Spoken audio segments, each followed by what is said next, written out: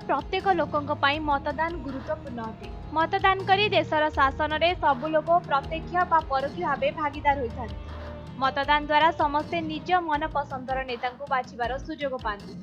तेबे चलित वर्ष भारत में लोकसभा सह किछि राज्य में विधानसभा निर्वाचन होइथिला।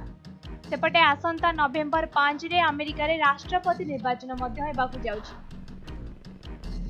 भारत में प्रति 5 वर्ष रे थरे राष्ट्रपति निर्वाचन होइथाय। सेपटे अमेरिका रे प्रति 4 वर्ष रे थरे राष्ट्रपति निर्वाचन हुए। तेबे अमेरिका रे चलित थर नवेम्बर 5 रे राष्ट्रपति निर्वाचन हेबाकु जाउछि।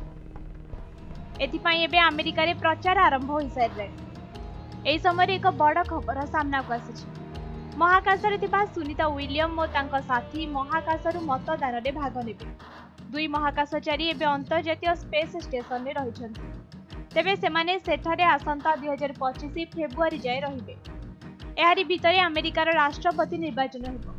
तेणु दुई महाकाशचारी किभଳି मतदान करिवे बोली नेई प्रश्न उठुथिला।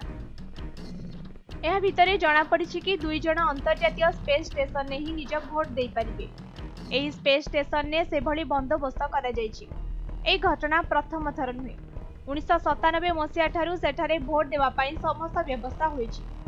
पृथ्वी ठारू प्राय 400 किलोमीटर दूर रहिछन्ति सुनीता विलियम और बच विल्मर। एबे सेठारे ही रही दुई जण अमेरिका राष्ट्रपति निर्वाचन में मतदान करिवे। ब्यूरो रिपोर्ट समय लाइव।